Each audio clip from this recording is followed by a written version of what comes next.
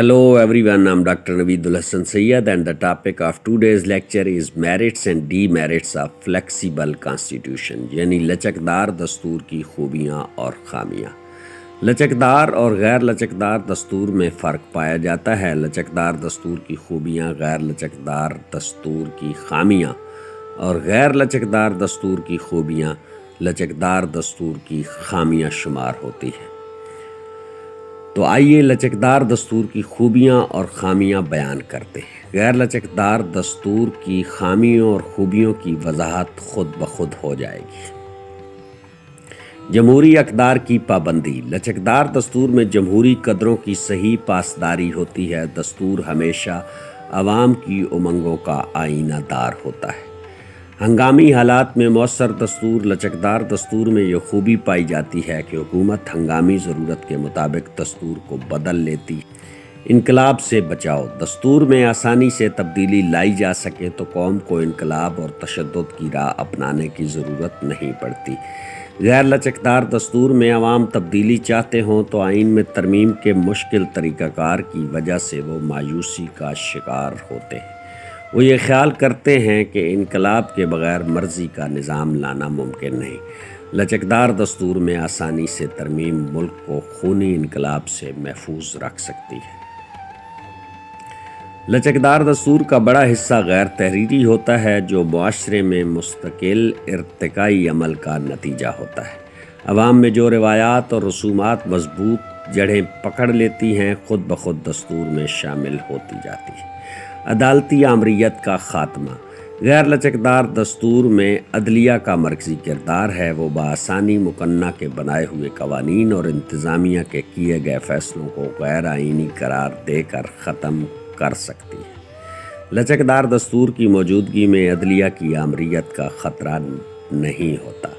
Parliament کو اقتدار اعلیٰ حاصل ہوتا ہے۔ عدلیہ عوامی نمائندوں کے فیصلوں کو بے اثر نہیں بنا سکتی۔ عدلیہ معاشرے میں عدل و انصاف کے قیام میں زیادہ مؤثر اور فعال کردار ادا کرتی ہے۔ بروقت اور فوری فیصلے۔ لچکدار دستور کے تحت فیصلے فوری ہوتے ہیں جبکہ غیر لچکدار دستور میں مرکزی اور صوبائی حکومتوں کی مشاورت میں کافی وقت ضائع ہو جاتا ہے۔ یہ تاخیر قوم کے لیے نقصان دہ ثابت ہوتی ہے۔ لچکدار دستور میں تبدیلی جب چاہیں لا سکتے ہیں اور بروقت فیصلے کر کے حالات کو سنوارا جا سکتا ہے۔ آج کے لیکچر کا آخری point D merits of flexible constitution یعنی لچکدار دستور کی خامیاں۔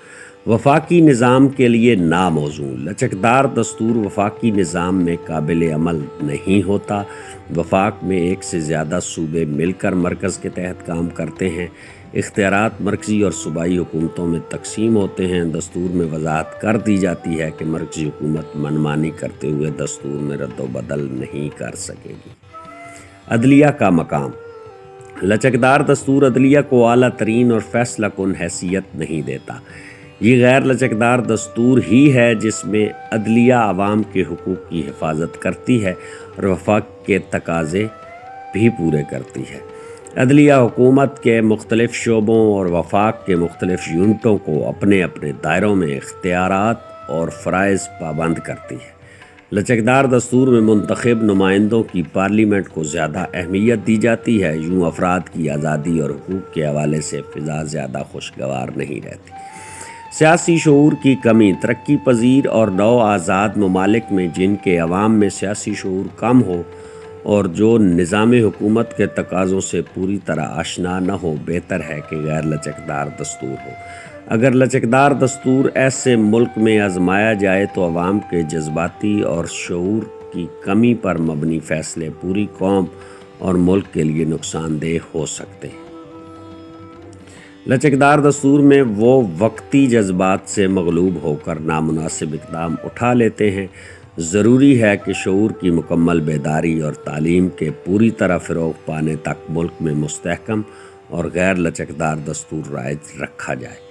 لچکدار آئین کے لیے سیاسی بلوغت اور مستقل مزاجی کی ضرورت ہے۔ واضح اور متعین دستور۔ غیر لچکدار دستور میں تحریری طور پر حکومت کے تمام شعبوں کے اختیارات و فرائض اور عوام کی حکومت سے تعلقات کی وضاحت کر دی جاتی ہے جس سے کوئی ابہام جنم نہیں لیتا۔ سیاسی تسلسل: غیر لچکدار دستور چونکہ مستقل، پائیدار اور مستحکم ہوتا ہے، نیز اس پر عمل کرتے کرتے عوام اس کی خصوصیات سے پوری طرح آگاہ ہو چکے ہوتے ہیں، اس لیے وقت کے ساتھ ساتھ آنے والی چھوٹی بڑی تبدیلیوں سمیت وہ اپنے ماضی سے جڑے رہتے ہیں۔ وہ جدت پسندی کے شوق میں اپنے ماضی کو نظر انداز نہیں کر دیتے۔ لچکدار دستور ہو تو نت نئی تبدیلیاں دستور اور قوم دونوں کو ماضی سے کاٹ سکتی ہیں۔ انسانی حقوق: کوئی جمہوری دستور مکمل نہیں سمجھا جاتا جب تک اس میں انسانوں کے بنیادی حقوق کو تحفظ نہیں دیا جاتا۔ تحریری اور غیر لچکدار دستور بنیادی حقوق کو تسلیم اور ان کی ضمانت دیتا ہے اور ان کو نقصان پہنچانے والا فرد یا ادارہ عدلیہ کے حکم کے تحت انہیں واگزار کرنے پر مجبور کر دیتا ہے۔ لچکدار دستور میں بنیادی حقوق کو غیر لچکدار دستور والا تحفظ نہیں ملتا، کیونکہ غیر لچکدار دستور میں تبدیلیاں آسانی سے نہیں لائی جا سکتی۔ یوں استوار آئین بنیادی حقوق کا بہتر محافظ ہے۔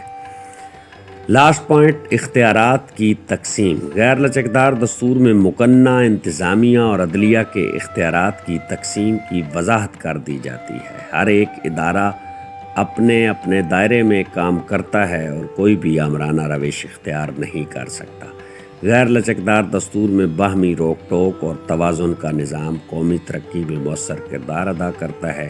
شہری معاشی خوشحالی اور ذہنی آسودگی سے پرسکون زندگی بسر کرتے ہیں۔